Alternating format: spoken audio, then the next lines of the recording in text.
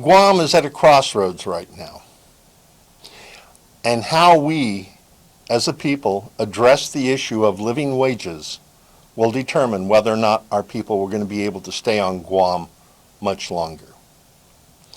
And it's not just me saying this. We're also hearing the same thing from the Board of the Federal Reserve, who issued a report in May 2018 entitled Economic Well-Being of U.S. Households. And as I read the report, it occurred to me it would be very compelling if I took Guam data and compared it to the U.S. data.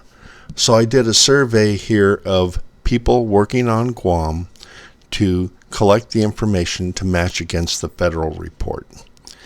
According to the Federal Reserve, 30%, 3 out of 10 adults, have variable incomes that makes it hard to pay bills. Here on Guam, 37% of workers have variable incomes, meaning most of them have shift work. According to the Federal Reserve, 1/5 of all adults are not able to pay their bills due in the month due. When I looked at the same numbers here on Guam, it was amazing. 62% of all adults have trouble paying their bills in the month due.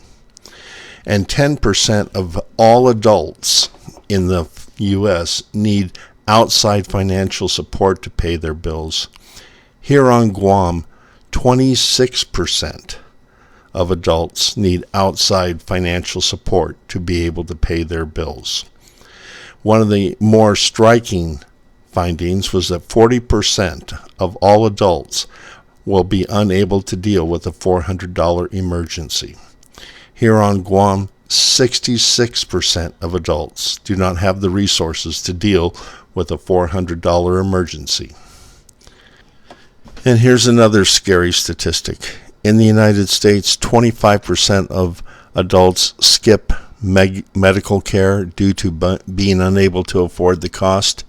In Guam, we learned in the budget hearings that 75% of the people attending Guam Memorial Hospital are unable to afford the cost because they have insufficient insurance or medical coverage. There's a huge misunderstanding about welfare, who's on welfare, and also the concept of working poverty that this legislature needs to address. People working full-time jobs but still living paycheck to paycheck. That's the reality for many families across the Arklamas. But many times those who have never struggled to stay afloat think those on government assistance are lazy or are abusing the system. Fox 14's Randy Ayala is exposing this long-standing myth. Constantly working but still struggling to make ends meet. This is somebody who goes to work every single day and still can't cover expenses. There are more than 127,000 households in Northeast Louisiana, and more than 72,000 of them are living below the ALICE, asset limited, income constrained, employed threshold, meaning they're one emergency away from a financial crisis. Working mothers, fathers, families with kids, trying their best to get by. The basics, rent, food, utilities, and clothing, have many families in the Arklamas unable to pay every bill every month. Add affordable health care and daycare to the mix. They may wind up having to make choices between, like, paying the water bill this month or paying the electric bill this month. 20% of Ouachita Parish households are living in poverty. That's an annual salary of barely over $13,000 for single-parent homes, and a little over $25,000 for a family of 4. Trying to think about the future, but they don't have enough money to save. So where do these families turn? Things like food stamps and housing assistance and Medicaid. Giving many taxpayers who help pay for these type of government assistance programs a belief that those getting the benefits really don't need or deserve them. The poor that are mooching off the system while the rest of us pay our way and their way. Oh, these people are just taking advantage of handouts. But experts say that's far from the truth. If we want to hold on to that myth, we can only do it by ignoring the reality that Alice has now put right in front of us. United Way's Alice report shows real data of what the daily lives are like for those living in economic distress. More than 31,000 households in Ouachita Parish are struggling to afford the cost of living in the Pelican State. A whole lot of people who work very hard to try to make ends meet, but are in a position of having to make choices, not because of any lack of effort on their part. We all know Alice families and Alice households. So how do these families break free? Nora says it's up to all of us to make a change. We need to do some things to make sure that work pays enough to support a household. Our community institutions and the leaders of those institutions need to step up and begin to push this kind of information out. And understand the working poor are trying to get out of their circumstances, but often can't do it alone. Reporting in Monroe, I'm Randy Ayala. Hawaii is Guam's canary in the coal mine. Anything good or bad that hits Guam usually hits Hawaii first, starting with the tourism industry. It hit Hawaii in the 50s and 60s. It hit Guam in the 70s and the 80s. Like Guam, Hawaii has a high cost of living, and like Guam, Hawaii has a large percentage of their population living paycheck to paycheck. Like Guam, Hawaii has a major shortage of affordable housing. The affordable housing shortage is so tight that a family of four making $93,000 a year qualifies for housing assistance. A single person making $67,500 a year qualifies for housing assistance. We've seen a huge explosion in Hawaii of multi-generation households, and Hawaii too has a growing resident exodus. In fact, the population for Hawaii has declined 3 years in a row as more people leave the state than move to the state. So, as we can see, Guam and Hawaii have a lot in common. Like Guam, Hawaii's major industry is tourism. And like Guam, Hawaii's tourism industry is made up largely of low-wage service sector jobs. In fact, according to government statistics, 65% of the jobs on Guam are low-wage service jobs. 62% of the jobs in Hawaii are low-wage service sector jobs. On Guam, 34% of our population is eligible for SNAP benefits. Hawaii, 37% of the population receives SNAP benefits, food stamps, supplemental nutritional assistance program. On Guam, 11% of our households get some form of housing assistance. In Hawaii, 11% of households there get some form of housing assistance. So what does working poverty look like in Hawaii?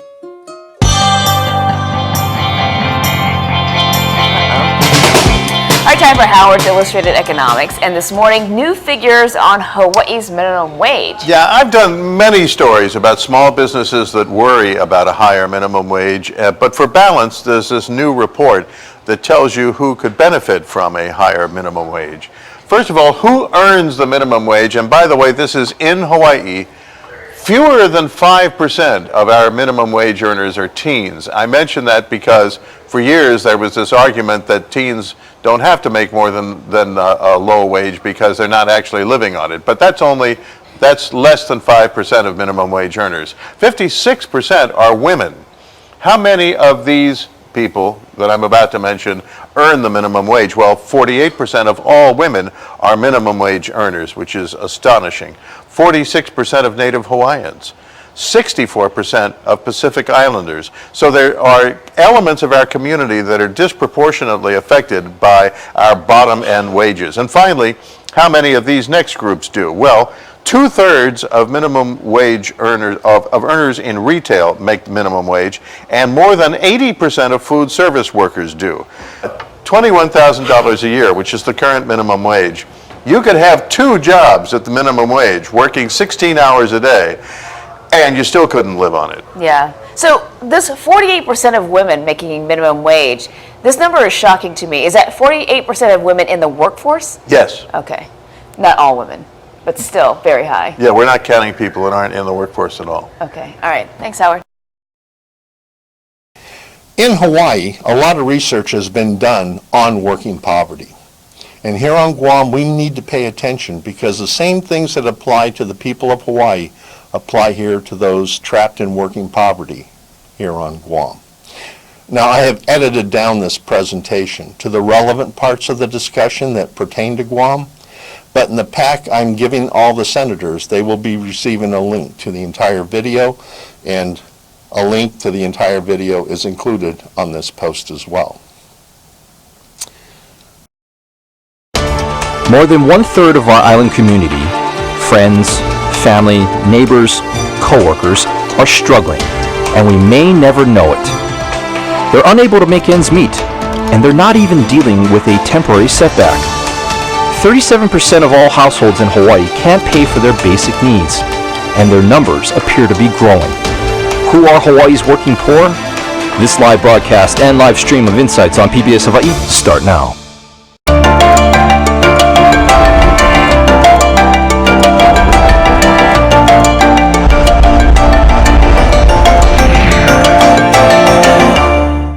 Aloha and welcome to Insights on PBS Hawaii. I'm Yanji Denise. A study of financial hardship in Hawaii was recently released as a call to action to help identify those in our community who personify the acronym ALICE, or the Asset Limited, Income Constrained, and Employed. The report examines the basic American belief that if you work hard enough, you can support your family. The findings suggest that is not the case for approximately 165,000 households in our island state. The study also debunked some long-held stereotypes and assumptions about those who provide financial support for their families but could be considered working poor. Occupations by employment and wage in Hawaii. We are talking about retail salespeople and waiters and waitresses, cashiers. Tell us about the kind of money that these folks are pulling in. I personally feel this is probably the most scary chart out of the whole report. If you look at this graph, or this chart, the top 7 occupations, if you had both members of a 2-parent household working, that household requires $36 an hour total to survive. And if you take 2 folks out of the top 7 occupations, add their salaries together, you don't get to $36 an hour. What that means is that's why folks have to have second jobs. That's why they have to be working evening. They have to work long hours like Z mentioned earlier. Rick, adding to that, says this is caused by a low-wage, high-rent economy, not by quote-unquote lazy poor people relying on handouts. The same economic crunch drives much of the homeless that many full-time workers suffer in Hawaii. When we look at the numbers, and I want to grab that first graphic just to dive right in, if you could tell us, who are we talking about here? The ALICE population are folks that are above federal poverty level and below about $73,000 in income for a family of 4. The interesting thing I think about this chart is that the ALICE families have not recovered from the recession. The graph starts, or the charts start with 2007 and brings us forward to 2015, and you'll see that throughout the recession, families fell from either self-sufficiency into ALICE or ALICE into poverty. And right now, there's about 7% of the households in Hawaii that fell into the ALICE population or federal poverty level population and have not recovered. 7% doesn't sound like a lot, but 7% represents 31,500 households in Hawaii. Those folks are living paycheck to paycheck. You know, when I look at those numbers, what strikes me is that we're talking about nearly half of our population here in our island state either living at poverty level or just above. The actual percentage is 48%. There's 11% of our population in poverty and then 47% or 37% in ALICE. Well, I want to get into a few more of those numbers. If we could go to graphic number 3, it's also in your packet there. And these are families with children by income in Hawaii, married families, single female-headed households, and single male-headed households. What can you tell us about this graphic? This graphic actually is one of the more concerning in the whole report, because what it says is if you are a female head of household with children, your chances of being in the ALICE population are 5 out of 6. And we heard from Nani earlier, she's exactly in that population, right? The other part of it is we don't think much of male-headed single-parent families with children. They're not quite as prevalent, but they're far larger than most of us realize. In both cases, when the children are younger, the overwhelming problem is childcare. They don't have childcare, they can't work. They can't work, they can't live. And so this is a group that we think we need to really focus some attention on. But one thing that becomes clear, in all the research done, the largest group in poverty are women and children. And if we collected those statistics, I'm sure the same would prove true here on Guam. And as bad as these numbers are on working poverty in Hawaii, the numbers will be even worse when they're updated from the 2015 database. And I think what I wanted to say was that, the Alice report is great and it just came out, but it's using data from 2015, and 2016. And when I looked at the numbers, I said, oh my God, those numbers have gone up. I mean, in terms of the cost of childcare and the cost of housing, just in 2 years, it's just gone up so much. And when you look at the increases in wages, it hasn't gone up as much percentage-wise. So we're falling even further behind when you really think about it. So I think, people need to know that this is a crisis and that we really do need to give very, very intentional efforts and intentional attention to it to just really do something about it. Let's accept the fact that we are in the era of new math. The rising cost of living plus stagnant wages equals working poverty. Over the past 4 years, the cost of living here on Guam has gone up 30%. In the last 12 months, groceries have gone up 6%. Gasoline's gone up 14%. Fast food combo meals up 27%. Generic medicines up 32%. And considering we have a chronic diabetes epidemic here on Guam, one thing that really upsets me is insulin needles are up 75%. Like Guam, Hawaii also is seeing a rapid increase in the cost of living, and like Guam, the number one driver in the high cost of living in Hawaii is the cost of housing. As we can see here, a family of 4 living in Hawaii making $96,000 a year qualifies for housing assistance. A single person in Hawaii making $60,000 a year qualifies for housing assistance. We're not that bad yet here on Guam, but we're getting close. If we go back to 2015, a 2-bedroom, 1-bath in Tamuning rented for about $750 a month. By 2016, that apartment was renting for $900 a month, a 20% increase. In 2017, that apartment was renting for $1,050, a 16.6% increase. And in 2018, that apartment was renting for $1,200 a month, another 14.28% increase. This year, that same apartment is renting for $1,350 a month. As we know, housing is the number one driver in the increases in cost of living here in Guam. A cost of living that's rising so fast that even the federal government recognizes the steadily increasing cost of living here on Guam. When we look at the federal COLA, cost of living adjustments, we see that in 2015, the federal government adjusted compensation upwards by 14.16%.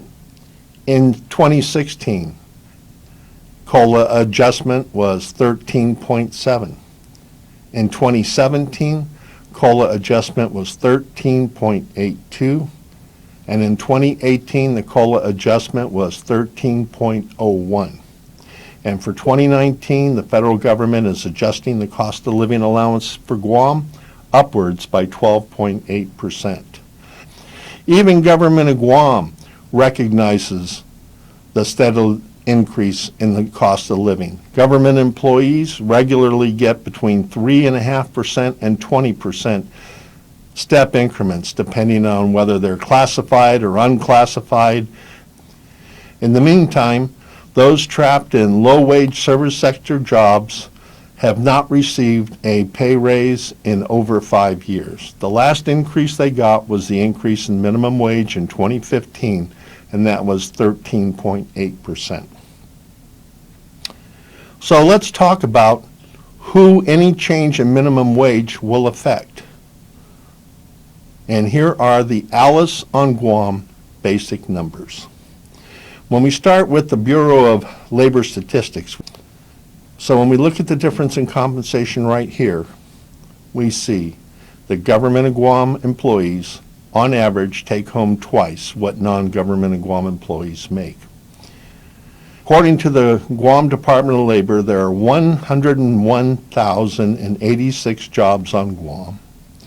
There are 65,011 employees on Guam. So when you subtract those two numbers, you see that 36,075 jobs are in the hands of people who are multiple job holders.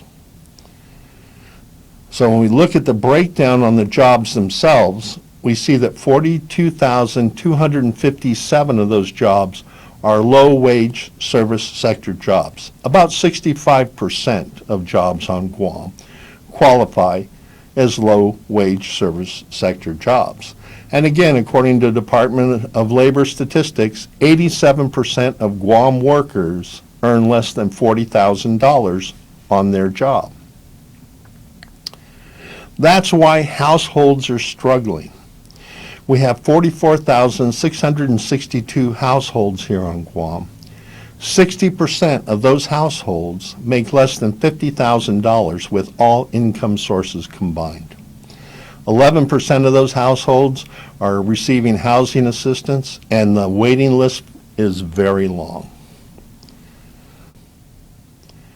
So let's take a look at how ALICE workers on minimum wage or just above minimum wage are forced to live. What is it like to live on minimum wage, even in a state with the highest wage in the country? The NewsHour's economics correspondent Paul Salmon profiles two people dealing with that question, all part of his reporting making sense of financial news. Everything just seems to be going wrong, you know? So I'm trying to be responsible and fix it, but it's stressing me out. Taryn Lyons was talking about her car, but it may as well have been her life. The 25-year-old single mother of two, a high school dropout, works as a crew trainer at a McDonald's in Seattle, earning $9.85 an hour, just above the state minimum wage of $9.32. Using her federal earned income tax refund, she moved to a cheaper suburb 30 miles south, close to her mother, who watches the kids while she works, and bought a 17-year-old car for the commute. Car is the quickest way for me to get there, because on the bus I'll be on there for 3 hours. How much did the car cost? $2,500. And how many miles does it have on it? A lot. Let's see. It starts with More than 200,000 miles on it? Mm-hmm. No wonder she's already had to spend nearly $1,000 in repairs, and on the day of our scheduled interview, the car was acting up again. The steering wheel thing is loose. I guess it's the steering wheel gear and the steering pump. The steering wheel gear itself is $350 just for a used one. With a wiggly wheel and low on gas, Lyons couldn't get to her apartment, where we were to have met. Asked us to drive to the parking lot of her cousin's housing complex next town over. How can you possibly afford to live anywhere near here at $9.85 an hour? It's really hard. I have a roommate. That's how I had to do it. And how much is your rent? My rent, if it was me by myself, it'd be $10.95. So since there are two of you, $5.50 a month. Yep. And how much for food? I do get help with food stamps, but you know, because I've had my little 10 cents raise or whatever raise, they take like 100 or so away, so I only get $3.55. And my kids, they're growing, they eat more than me. Come here, this car coming.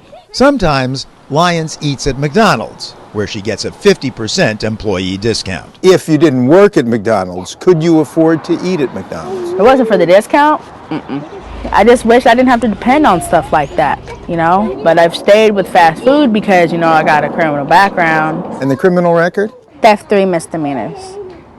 Shoplifting. Shoplifting. And why? I've been in some homeless situations, had to steal diapers, food for my children. No excuse for it, but that was why I was doing it. And did you wind up doing time? A little bit. So when you started at McDonald's, $9.19 an hour, was that like a happy day because you'd gotten a paying job? It was. I'm not trying to be on the state assistance, you know. I'd rather work like responsible people do, you know. But can she really make it without the state assistance she receives? Taryn Lyons, 2 children, 3 and 5. She would need about $27 an hour, or about $4,700 a month. Triple what she earns, says University of Washington professor Diana Pierce, in order to pay for minimal basic needs in the Seattle area without public or private help. In Washington State, even though our minimum wage goes up with inflation, from $6.50 to $9.32 an hour over the last decade, utilities are going up faster, healthcare is going up faster, but also housing, childcare, food, all those are going up faster. The number one driver on the cost of living is rent. And even the Guam Chamber of Commerce website page points out how high rents are on Guam. In order for us to really understand the ALICE numbers for Guam, we have to take a look at Guam's true cost of living.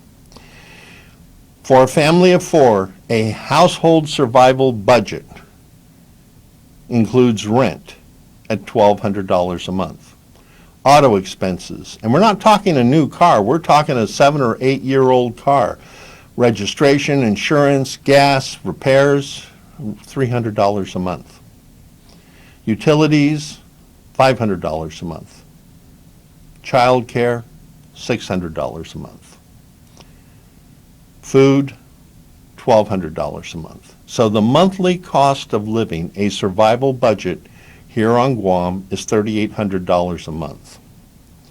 So in order for that family of 4 to survive, that family needs to generate an income rate of $23.75 an hour.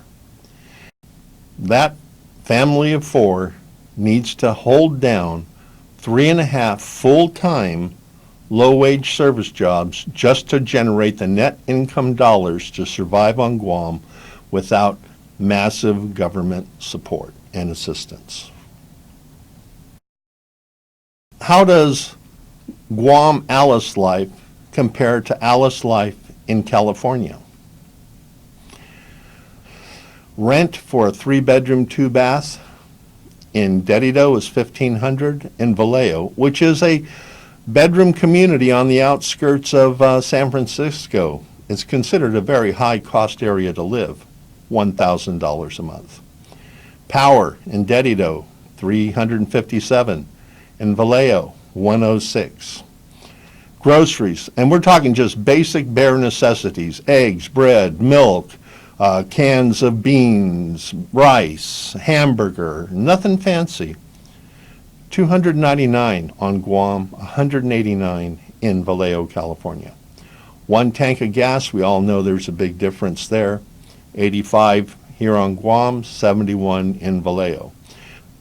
On Guam, a family of 4 needs a minimum of $2,241 just to cover basics. In Vallejo, that same family can survive on $1,366. There's a 64% difference in the cost of living between Guam and a bedroom community on the outskirts of San Francisco. Here's where the ALICE life difference really tells. In Guam, That family of four is trying to survive on 3.5 full-time low-wage service jobs at $8.25 an hour. In Vallejo, that family is surviving on 2 full-time low-wage service jobs at $12 an hour because there's a 45% difference between the minimum wage here on Guam and the minimum wage in California. In order to really understand the situation of those trapped in working poverty here, we have to explore a couple of economic myths.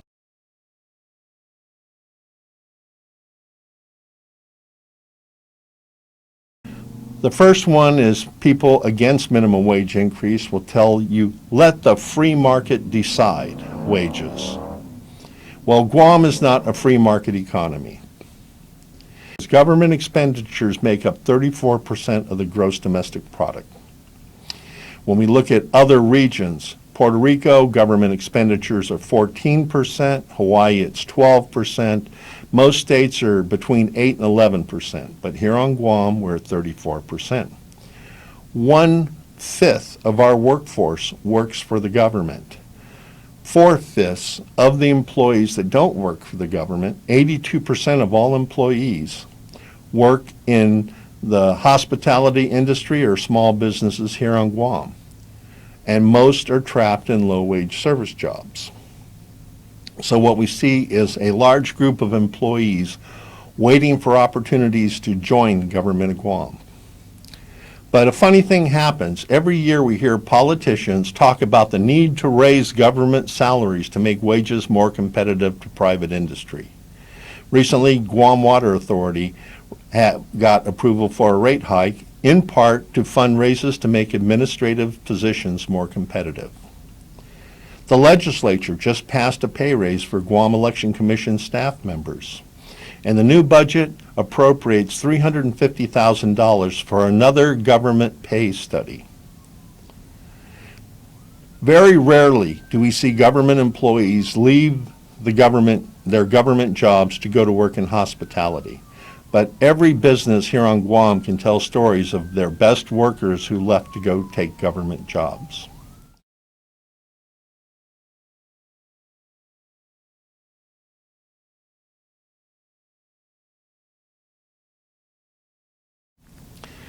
The second myth that we need to address here is the education myth. A lot of people who are against raising minimum wage will say all people have to do is improve their education and make themselves more valuable to the businesses and their raises will come. Well, nothing could be further from the truth, and I'll tell you why. Guam's education factory, University of Guam, Guam Community Colleges, and the Department of Education graduate 2,500 students every year.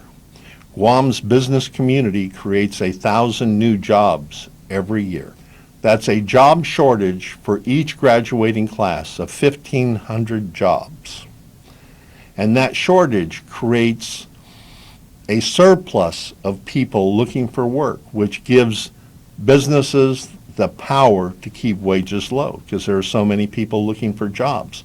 The fact that there are so many people looking for jobs is one reason why the Guam military recruiters are number one year after year after year, far ahead of number two. And also we notice that Hawaii and American Samoa, which are kind of in the same position as Guam, are in the top 6 as well, for the exact same reason. Economies that don't generate high-paying jobs or enough jobs for their graduates. There was a new study recently that pointed out that according to the U.S. Department of Labor, most jobs on Guam pay a lot less than wages paid for the same jobs on the U.S. mainland. The reason wages are artificially low is there is no competition for employees. We have thousands of people looking for work. Recently, I went to the job fair held by NAVFAC. Most of the people I talked to there had a job. They were just looking for a better job. I also went to the job fair held by the University of Guam. And again, almost everybody I talked to already had a job or two and were looking for a better job.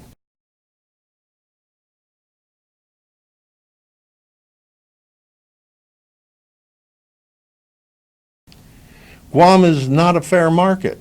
Guam is isolated. There's no traveling between Guam and places with more an opportunity. When I lived in Reno, Nevada, that too was a tourist destination. That too had a large hospitality industry, and 80% of the jobs in Reno were low-wage service sector jobs. So I and thousands of other residents of Reno drove to work every day in California. I worked in Hayward, California, 300 miles away from Reno, Nevada. I would drive down Monday, go back Friday, and thousands of people that lived in Nevada did the same thing. We can't do that here on Guam because in order for us to go to job interviews or even get to where the jobs are, we have to jump on a plane. A one-way ticket, Guam to Los Angeles, right now is $1,300. Puerto Rico is in a different situation. Their economy collapsed in 2015, and since 2015, they've been losing around 5,000 residents a month, moving to places like Raleigh-Durham, where a one-way ticket is $160 to $220, or to Atlanta, where a one-way ticket is around $200, or to Miami, where a one-way ticket's between $150 and $200.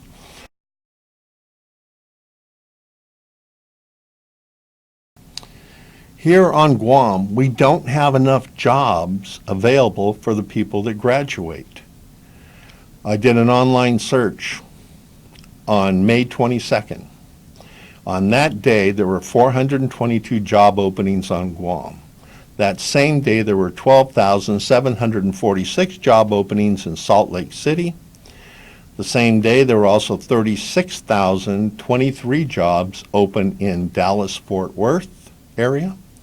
And in the Southern Cal region of Los Angeles and Orange counties, there were 52,053 jobs available.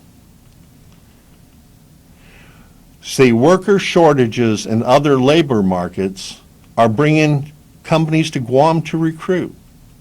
North Dakota is experiencing the opposite situation of Guam. Their oil boom industry is pulling workers away from other traditional employment to the point where employers in North Dakota are having trouble finding employees.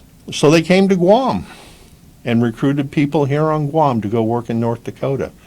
Recently, we had Norwegian Cruise Lines here running a job fair to get applicants to work on the cruise ships. Right now, 31 states, counties, and cities are raising minimum wages this year because competition from other markets and other industries is causing worker shortages. Guam should be one of those areas raising minimum wage. Because right now, when we look at the efforts to raise minimum wage in these other states, we see that contrary to all the doom and gloom we're hearing from people against raising minimum wage, the increases in minimum wage are stimulating the local economy. And think about that for a second. When people have more money, they spend more money. And the advantage of paying our low-wage service workers more money is they will tend to spend most of that increase locally.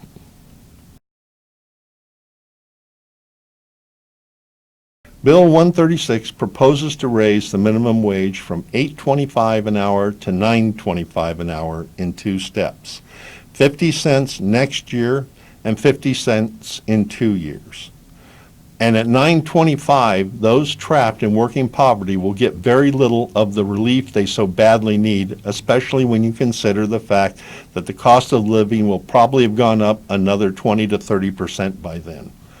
What I am proposing is that we take a very serious effort or minimize working poverty, and that would be to raise minimum wage by $1 in October 1, which gives businesses plenty of time to adjust, and raise it by another $1 in October 2020. At $10.25, the minimum wages transform from minimum wage to livable wage. And livable wages are what it's going to take to protect our economy, our workforce, and our family. I encourage you, senators, to take the bold step and put the needs of the people first in this situation. Because ultimately, all the money that you're counting on for taxes and fees and bond payments is going to come on the backs of 65% of our people who are trapped in low-wage service sector jobs. And it's time to give those trapped in low-wage service sector jobs the kind of relief that the federal government gives federal employees, Government of Guam gives Government of Guam employees, and Government of Guam top management gives themselves.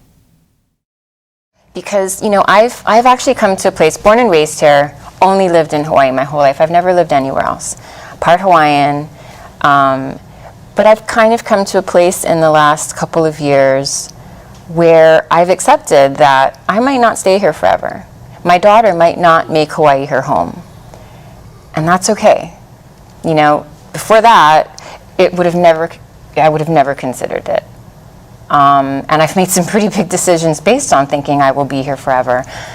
But, you know, working in the environment I've worked in, seeing what I've seen what hasn't happened yet, I kind of have come to terms with it's not the Hawaii I grew up in. Not to say it's better or worse, it's just different. And as it has changed with different kinds of development, with different kinds of job economics at play, and I'm thinking, maybe I won't be here forever. So, you know, psychologically for me, I mean, day to day, week to week, I might stress out about finances, sure. But in the bigger picture, I've had to really shift my sense of, is Hawaii my forever home? Or will I have to find somewhere else that I can have a better quality of life and not experience the same maybe financial hardships and challenges, actually get ahead. That makes me really sad. That's very I mean, when you think about the talent that she has, and we've lost a lot of talent, you know, to the continental U.S. because people just don't want to make the sacrifices, you know, that they have to make to stay here. And so I think, you know, we're going to see a lot more of that if we don't turn the tide and actually provide a livable, you know, kind of life here that people can afford. Nani could be anybody here on Guam. Of those surveyed in the Quality of Work Life survey on their future plans, 52% plan to stay on Guam. But politicians need to pay attention to the following set of numbers. 25% are planning to move, 10% are actively taking steps to move. That's 35% of our young population is planning to leave our island and taking with them their peak earning years and their peak tax paying years. At the beginning of my presentation, I stated that Guam was at a crossroads, and we are. The direction this journey takes depends on the actions you take on Bill 136. Pick carefully.